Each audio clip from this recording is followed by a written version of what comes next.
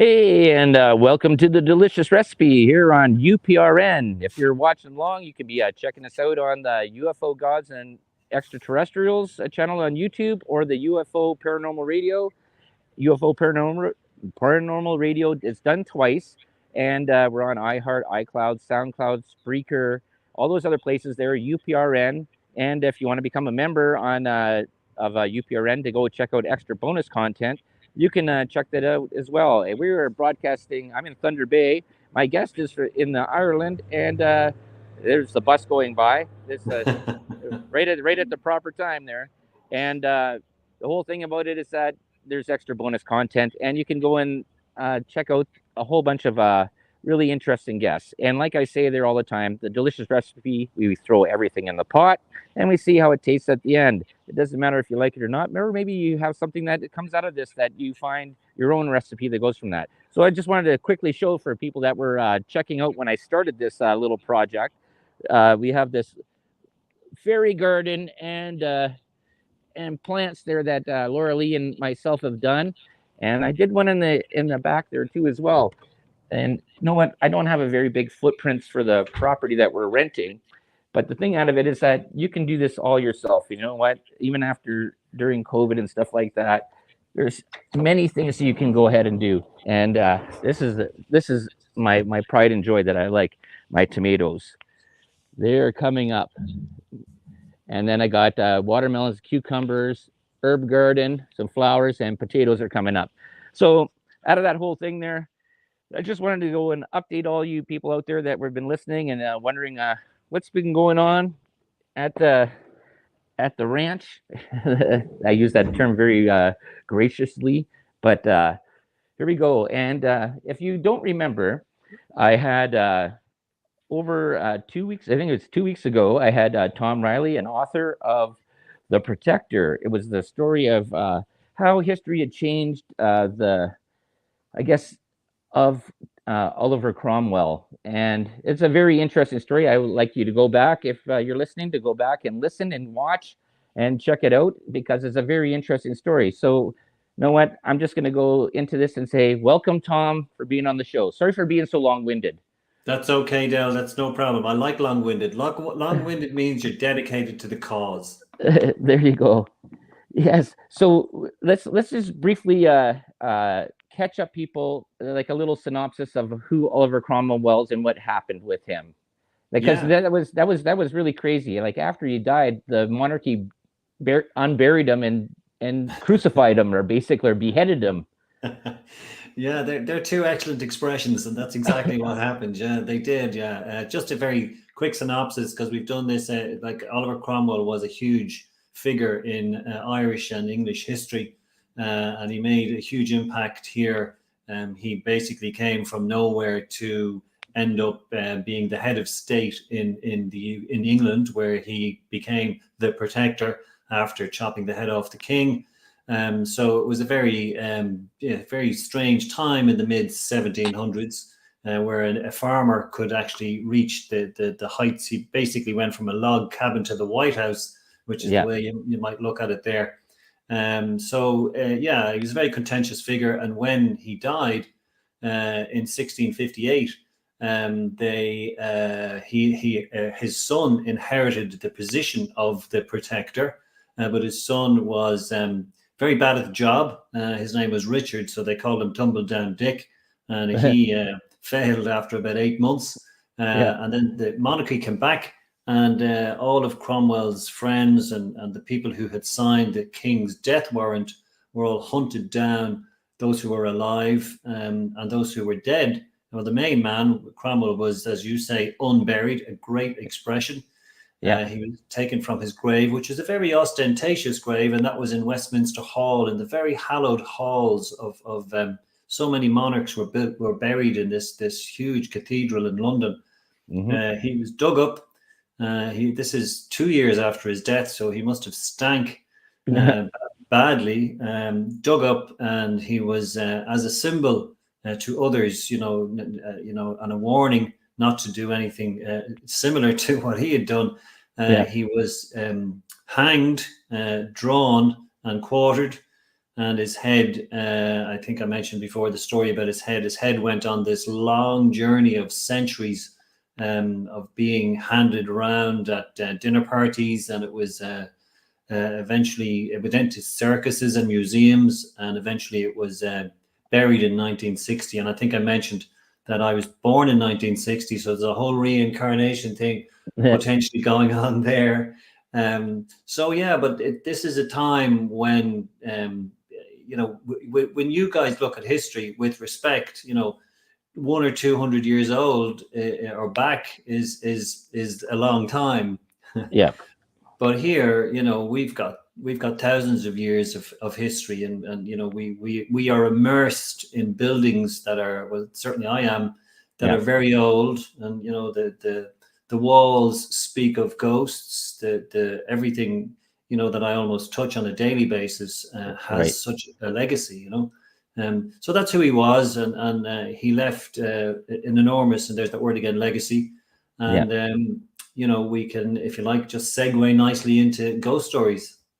Okay, I want before we go into that, this is the part that people should know. I guess this deals with I guess a sort of an anti part to the woke culture and stuff like that. Is that history is well, if you use the saying, is history is written by the victors and stuff like that. And Mm, a part out of this is that the story is that the only people that write books are the people that publish the book.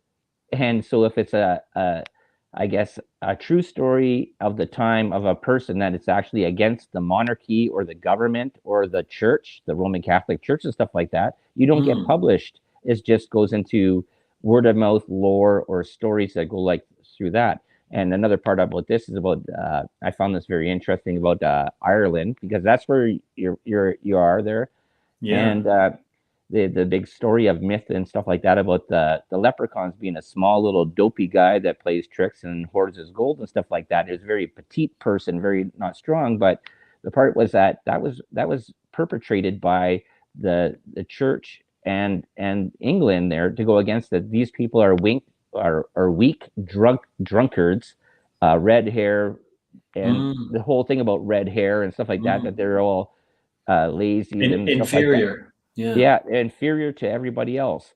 Mm, And that was the actually anti thing of what it was, is that they were not that. They were actually very large, tall people that mm. were strong and fierce farmers that worked every day of their life, and they had, and it was just that was the way that it's portrayed in the history books. And I think it was, I think we mentioned this last time. There was this show called American Gods, and they were talking about the one character. He ended up dying there at the end of season 2, but he was they actually speak to this point about how the propaganda of the rich elite uh, monarchy and stuff like that Mm. chastised another people. Like, see, I'm a Cree Indian and Ukrainian, and like Cree Indians were pulled out of their homes when the English came in there, and they put them into the church and schools and that, to sort of take away from their spirituality, their stuff, because they wanted them to believe what they believed. And that's Yeah. where a lot of then there was a lot of deaths there too. That's a whole nother story. That's a whole nother show. Go into Yeah. that. Yeah, But but also, I beg your pardon, Del. You're absolutely right. John. I mean, if anybody who goes through the Irish educational system gets taught a certain version of history that yeah, isn't necessarily true, and okay, Cromwell was one, but there are other yeah. areas where you would be taught very specific stories about facts that really are an interpretation, and they lean a particular way. Everybody knows this. Right. So, Well, if you really want to know the truth, you got to check it out yourself. well, I'll just say, not everybody knows that. A lot of people don't know this stuff, and they believe what they were taught. I always have this saying I say on my show there. It says, as a kid, as a little child, you ask questions. Why is that? Why is the sun there? Why is the Yeah, sky blue? Why is this? Then you go yeah. to school, you're told the questions and the answers, and you're tested on it. And that's how Mm, you get your grade to go on to the next level. And then mm, afterwards, at the end of school, when you're done school, you stop asking questions because you've been trained, I guess, or whatever. And this is what, Conditioned. Yeah. yeah, conditioned. That's a good word there. Yeah, Mm. conditioned into this is how reality is. And trust your government, trust the police. Everybody's there to help you and be there, like be a little good little puppy that you go and poop on the paper, and and life goes on easy peasy. And Yeah, I when think you and I both go against the grain, Del, in fairness, and that's that's what I like. We're both sort of renegades, mavericks, you know. Yeah, I did a test there a while ago. There it says, okay, what type of a political allegiance do you have there and stuff like that. And I went through that. I'm not anti-government. I'm just I question government, and so they ended up calling me a libertarian anarchist. Ah, I okay. went, oh geez. It says, well, you put anarchist in there too. It says, oh geez. It says, I'm not going out there and going and burning down buildings and stuff like that. Yeah, That was it's really it's a interesting. cool label though. I like the label. I think you should take that. Oh, okay, I'll do that. Libertarian anarchist, the delicious Okay. recipe. and and Hmm, Ireland's had its problems too. I guess we touched a little bit on that as well, eh? And we'll go into that little part, and then we'll go into the conspiracy and sure. paranormal of Ireland, because that's really interesting. And this goes to a point there, is that even though we're on this big globe, this planet that's spinning around with 7.6 million or billion people on it, there, similar things are happening all around the world. And you know Hmm. what? It just sort of closes in that space a little bit more and says, like, it's happening to this person there. We're all the same. Doesn't matter what color you are, what language you speak. Everybody's having a sort of a similar experience around the world. I And completely agree. Yeah.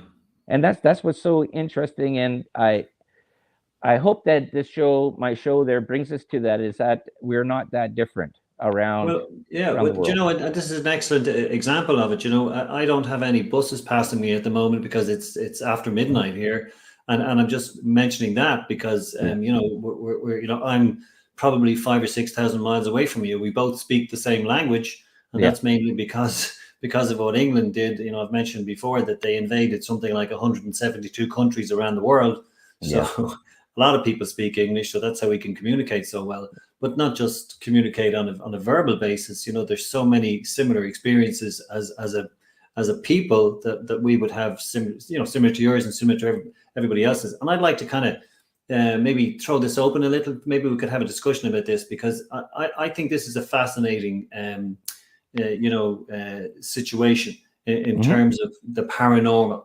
So you know, my mind is open. That's the way I feel about it, Hmm. and I'm not arrogant enough, and I don't think anybody should be able to say for definite either way. If you get me, I mean, I know Yep. there are very genuine people out there and very sincere people and there, to my mind, there are far too many incidences and experiences that people have for it to be just a coincidence. You That know? exactly right. Yeah.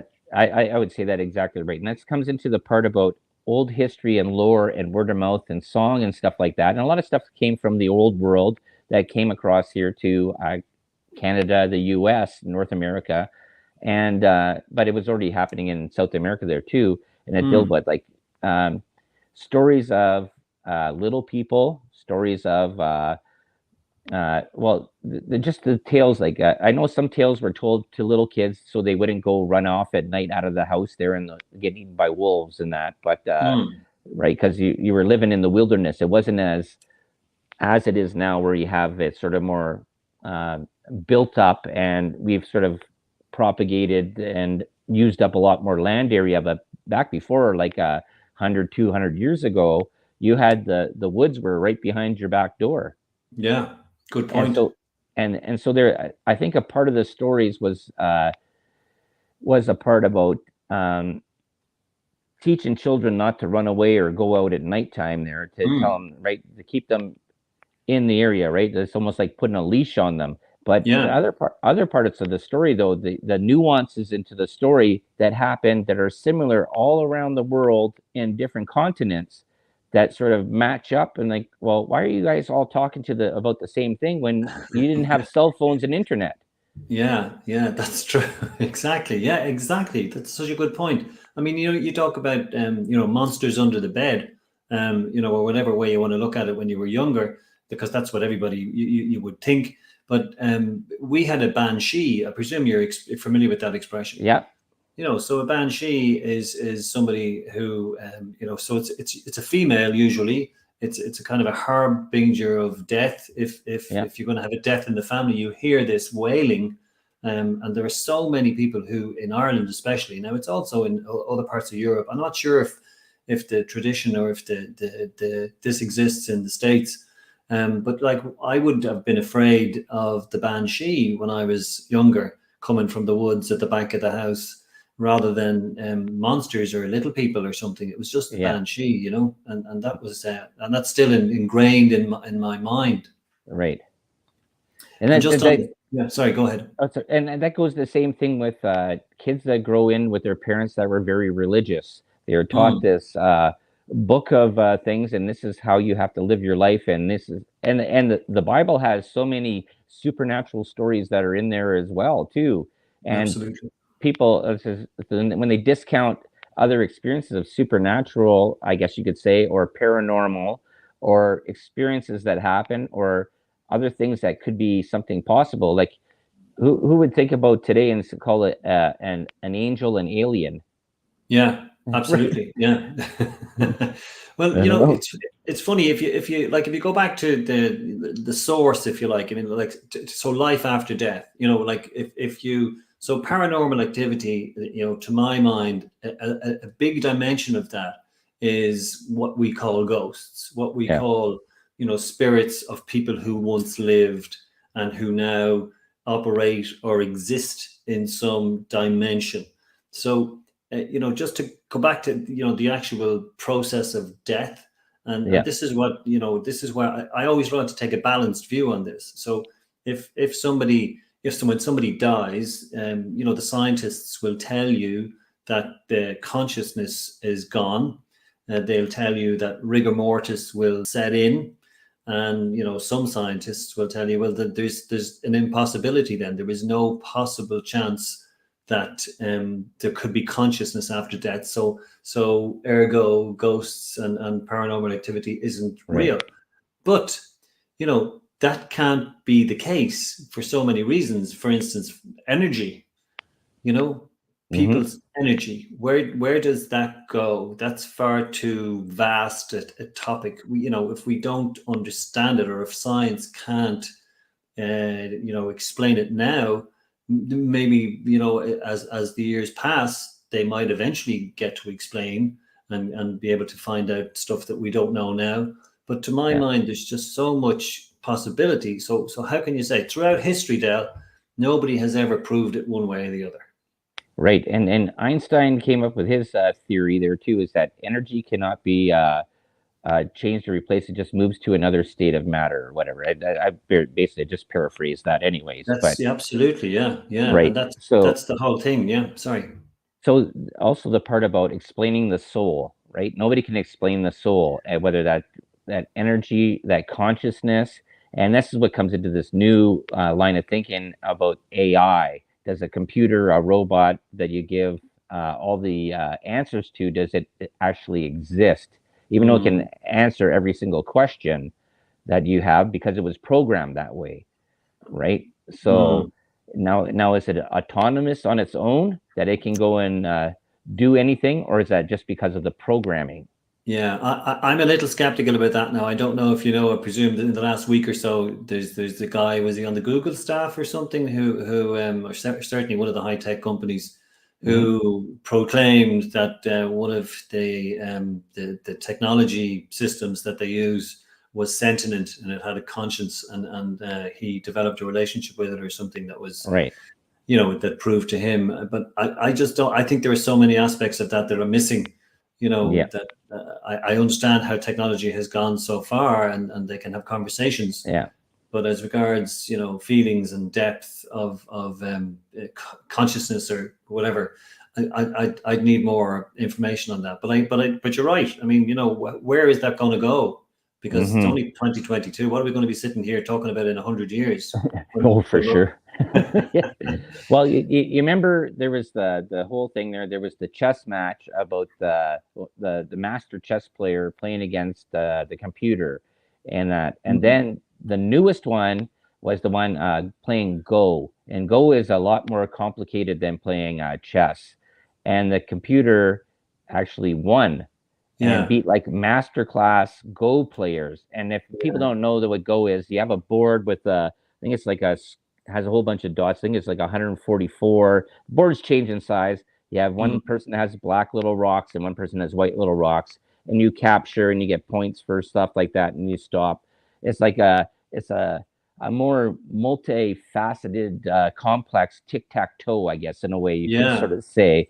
Yeah. And they had programmed this computer, AI computer, with every single possible play that there was, and it played against world champion level 10 or something like that player, and like he was like sweating and stuff like that. He goes, "Oh, I'm losing to a piece of A machinery machine. that I can unplug." Yeah. Yeah, it is incredible what they can do these days. Absolutely.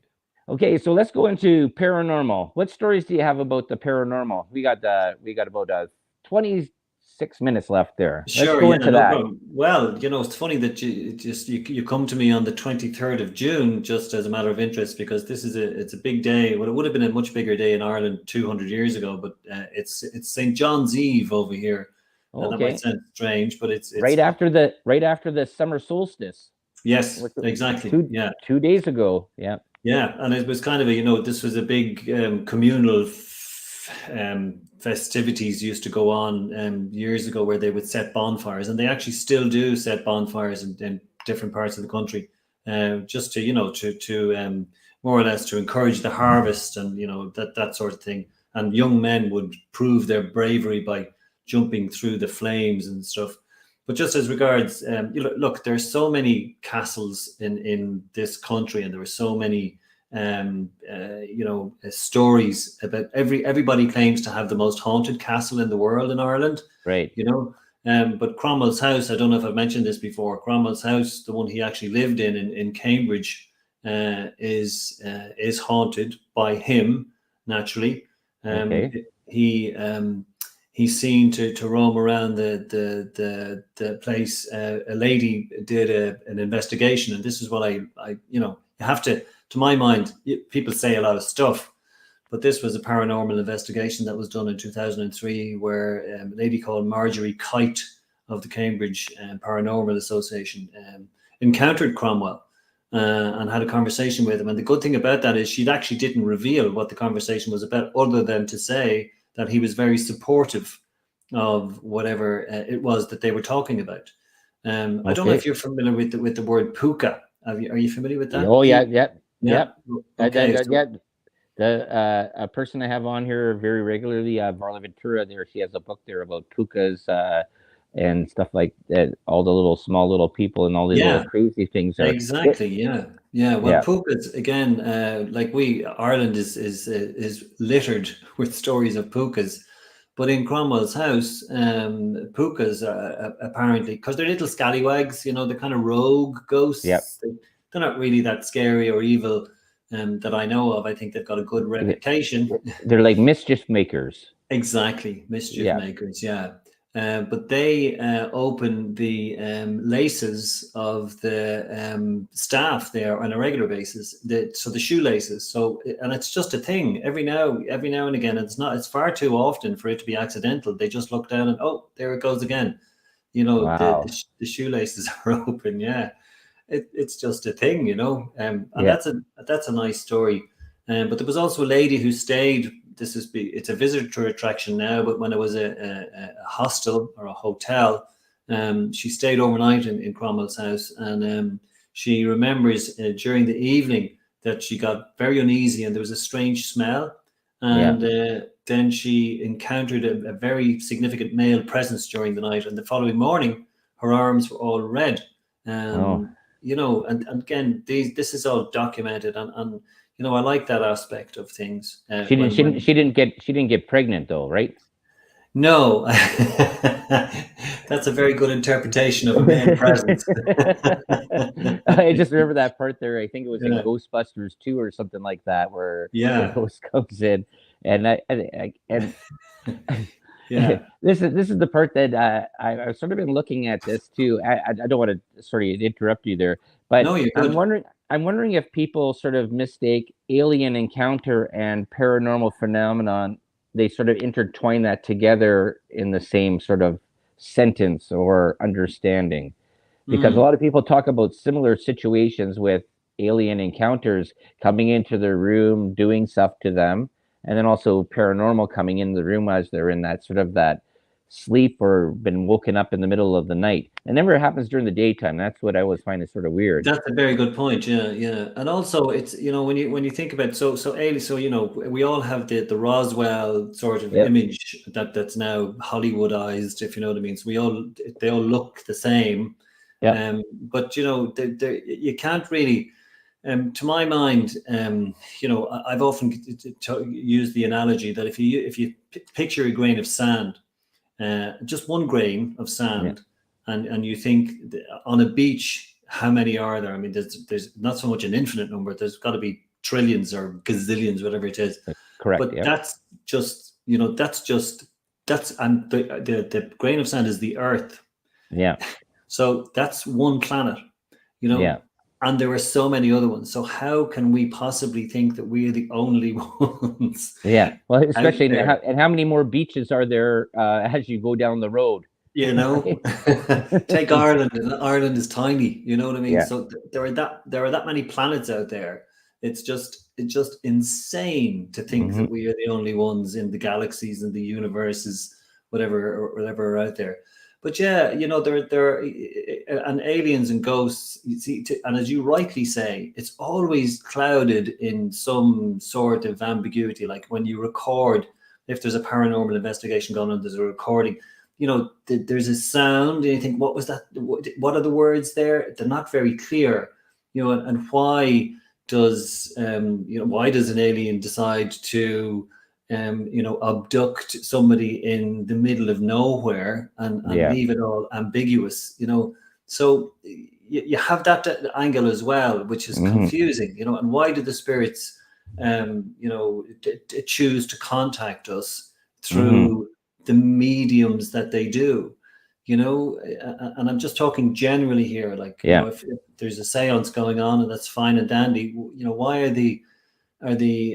the information so difficult to interpret, Well, this comes to a part here, and this is people that are listening there might. This is a question I asked there because we have many paranormal people that do shows on this network UPRN, and I asked, this is okay. You can hear how I talk, and you can hear how Tom talks. It's a little bit different accent and stuff like that. But 200 years ago, I would not understand the English of 200 years ago, or let them understand me. But then you have these mediums that come through there and saying, "Oh, this is exactly what they're saying," and they understand every single word. I says, I, I don't understand the yeah, nuances and the diphthongs and yeah. whatever Yeah. and everything that you're saying. Like if I was talking to somebody 200 years ago, they would think that I was speaking alien, even though I'm speaking English. So true, so true. I love that point. I totally agree with you. Yeah, yeah, because it's a completely different language. It has evolved. Right. Even though you and I speak English, there are a lot of expressions that you would use that I don't, and I've heard you use them already this evening. I'm a Canadian doing a show out of New Orleans, talking to a guy in Ireland. Yeah, yeah, There but you look, we're go. doing okay. Yeah. We can understand each other. But you're absolutely right. Like the Queen's English has been massafangled, as we would say over here. But it's true, and all these, and this is what I suppose is part of the whole intrigue about this.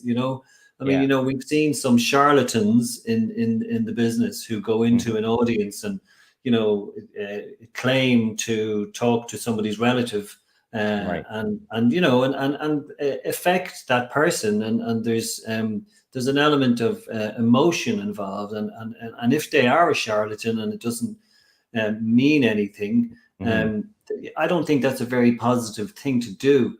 But then you have the ones who aren't, and like genuinely sincere, and Right. perhaps they are actually communicating with the other world, and they are imparting information that's significant to people. But it's just very difficult, in my opinion, to separate the wheat from the chaff. Like Yeah. who's doing this for just for money, or Yeah. who's doing it to help people. Yeah, that's a very good point, because I remember the Amazing Randy. He was a magician, and he still had. I'm not sure if he passed away yet or not. It was an interesting documentary if anybody wants He to check it did. out. He did. James Yeah, Randi. Yeah, yeah, and the Amazing Randy there put up $1 million reward for that's correct. anybody that can go and prove paranormal. That he That's would right. go after that. He was a magician. He knew everything about magic and stuff like that. He knew about Yes. charlatans, and he knew about not to say. What are they called? They're the gypsy people that would do the readings and stuff like that, and fake up rooms where they pull strings and hit buzzers and hit bells and stuff like that, would do the Yeah. seances and stuff like that. But he actually went against some people that had said that he had paranormal powers, and he put up obstacles there to show, well, you're blowing that with your breath. That's how you're moving the page. And he put up like, and that's the interesting thing, and that's what I love about my show, Delicious Mm. Recipe. We throw everything in the pot. It says I'm not Yeah. agreeing or disagreeing about anything. I'm saying Exactly. the Yeah. part is about to have an open mind, but also have a curious mind and listen to all points of view. Yes. And Yeah. Well. and Well. Sorry. Go ahead. Yeah. no, that was what I was just gonna say, is that you can't just say because this person said this is it, and then you just follow that. That's what it is. When Well, you see, there's an that's right, and people get very passionate about it, and that's what and they yeah, speak, in very aggressive tones often when it's just their opinion, and it's just their opinion because it can't be anything else. They can't know for sure. yeah, And I remember that James Randi guy. I was very impressed with that guy, and I remember the $1 million award. And I think, in fact, before he died, and he is dead, he gave up. He said, "Look, nobody's going to do this." And I remember him going on shows, and I remember lots of different people coming in trying to prove different things to him, and he mhm, always knew what they were doing. yeah. I remember this guy. I think Darren Brown. Are you familiar with Darren Oh Brown? yeah. Oh, that Yeah, I got my wife into that one there, and then the power of suggestion, and absolutely. Yeah. yeah, There's and one incident I just need to. Sorry, just yeah. need to let you know. I think this guy is. I would hate to have a conversation with him because I think he would be just looking into my soul. Well, the interesting thing, if people can check that out there too about Darren Brown, you can watch these on YouTube. He explains how he set things up, Yeah. and because he's being like, listen, this is what I do, and this is how I've done it. Like some of these uh, stuff that he did, he spent 6 months setting up stuff, like Yeah. putting in suggestions in for 6 months before they ever got into it. Yeah, And that's exactly. And on one occasion, and again, I'm telling a story that I really don't know all the facts about, but I'm paraphrasing the story. And what he did was, because I think he did it in the States, because he wouldn't have been that well known there. This is mhm, some years back. He went into, he advertised as a psychic. He went into an auditorium. He had lots of people in the auditorium, and he did the usual show, and he had yeah, people crying, and he had identified people's relations who were dead and who were passing on messages, and he did the whole thing where people were, the format of the show was very similar to psychics who would have delivered the same sort of show. And at the end he said, "I'm sorry, that was just an act. I'm just good." yeah, yeah. you And know and I guess the relationship between Brown and Randy is that Mm, they were exposing the part of, also in a roundabout way, these televangelists. that's right.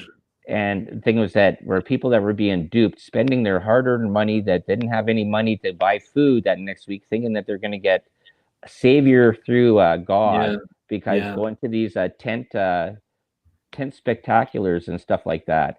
And Yeah. I think Steve Martin did a movie about that there too, where they had the little earphone in there, and they going, "Oh yeah." Yes. As you come in, you write down your problem on the card, your That's name, your right. That's address, and then right. all of a sudden That's right. Yeah. somebody's there talking to him. Is there a Miss Teresa Yeah. Yeah. Sinclair there? You Yeah. have rheumatoid arthritis. Oh, Yeah. come up I here. know. Yeah. You're Yeah. saved. Yeah. And but it does, the human condition is a very interesting thing as well, because I mean, I think people really yearn for that sort of comfort. You know, Yeah. if you're already halfway there and you go to one of these shows, and I always feel that the majority of people are inclined that way, you Hmm. know, as opposed to the naysayers and the skeptics who are probably in the minority in general. And it's the world that we live in that has, there's that word again, conditioned people. You know, Right. it is the Hollywood movies that suggest, without question, you never questioned a Hollywood movie. The Exorcist was something that scared the bejesus out of me years ago. So did Texas Chainsaw Massacre. When you that was another Yeah. movie based on a true story, and Mm. a way a family or whatever had sort of uh, viewed their own reality of world and stuff like that. And Yeah. that's the part. There is that the 1% do not really believe in any of this hocus pocus spirituality paranormal stuff there that much, but it's the other 99% that are struggling to get ahead every day, and they're just looking for that little Yeah. extra hand or the part on the ladder just to move up just a little bit so you don't feel like you're drowning, And right?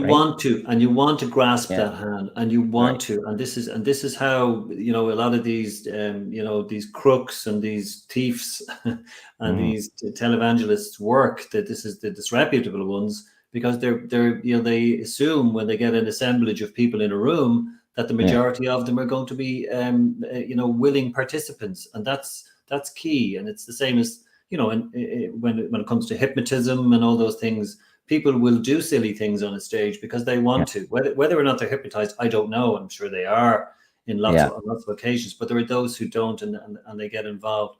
And you mentioned The Exorcist. You know, when well, I did, sorry, but just that whole thing. You know, because I was born a Catholic, Yeah.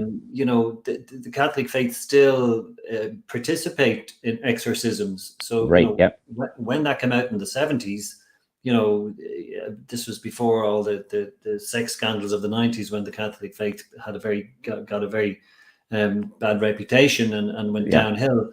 But it was highly revered in Ireland in those days. I mean, 95% of people in Ireland were Catholics in the That, 60s. is that what it is, eh? So 95% of Ireland is Catholic, but It's then you have 78 a now. fight between the north and the south, or the Yeah, well, it's not between the north and the south. It's in oh, the north, oh, where the Catholics have difficulty with the Protestants, and vice versa. okay.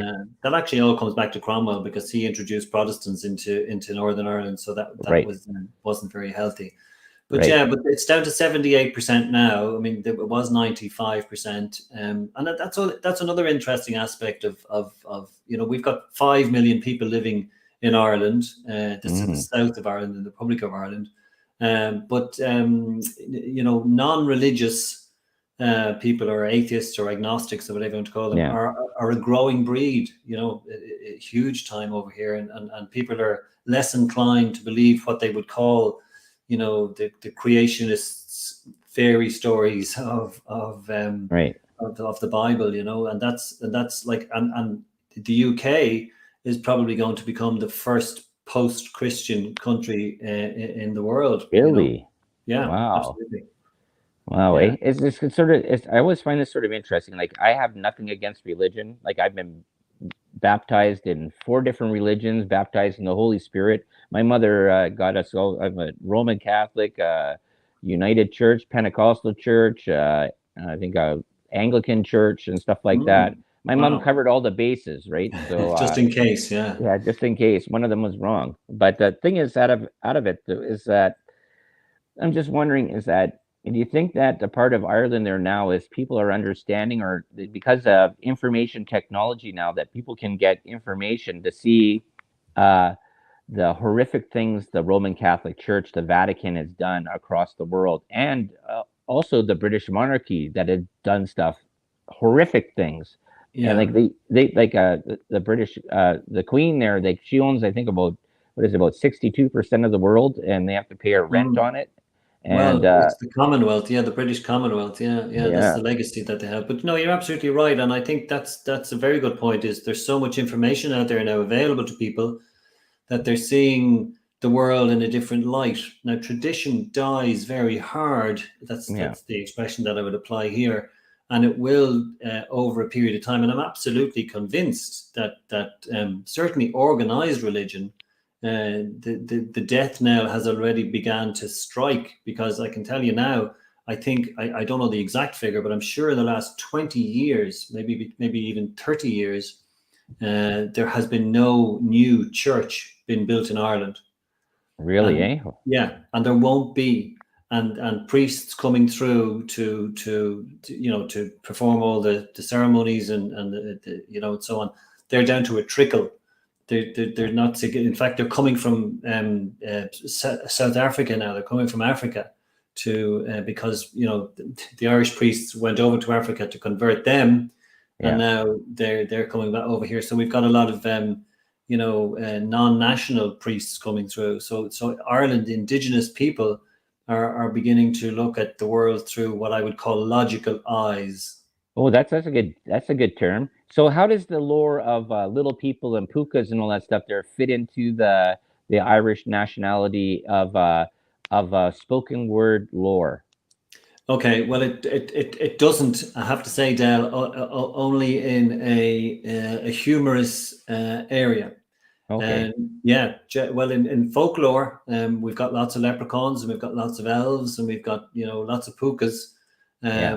But and that's a big thing here. You showed us earlier on your garden, and I would have seen those little people as leprechauns, because that's a Right. big thing. But it's basically only on St. Patrick's Day that those things come to the fore. There are we've got a lot of folklore, but leprechauns don't tend to feature very strongly. It is something that you identify Ireland with, Right. no question, and maybe, as I mentioned before, drinking and intelligence. Yeah. Yeah. you know, Well, we're, the part there that I'm saying about, is there any sort of traditions that people still hold these little things, like like if you're a Christian, you put a cross up or a picture of Jesus in your house and stuff like that, or Jewish people have that little knocker thing at the side of their door. Is there something that's from your grandparents and stuff like that, that's sort of your ancestry, that people still hold in their house, that because it's sort of, you never know, that could be something that's sort of helping you? yeah, well, to be Like putting honest, a saucer of milk on yeah, I on this. know. I get it all. Yeah, yeah. I think maybe in rural areas, there might be traditions that are still. I'm just not familiar with them, and it's not something that certainly in the urban areas and in like on the east side of the country where I am, Yeah. we don't know. There were no traditions there at all. They would have been lost in the mists of time. I know I'm disappointing you, and I'd like to tell you that there were. You're not disappointing me at all, Tom. Don't worry about that. I enjoy so much talking to you. So it's such a great, and the research that you've done there, even with your book with Oliver Cromwell, was excellent. And I'm Hmm. we talked about it there. I'm about halfway through it. I read it at my breaks at work there, so I sort Oh, of keep up wow. there. So yeah, I always try to keep sort of current, and anybody that I have on my show that read what they've wrote and stuff like that. Even though I don't get it to before the show, I still try Sure. and go through it afterwards.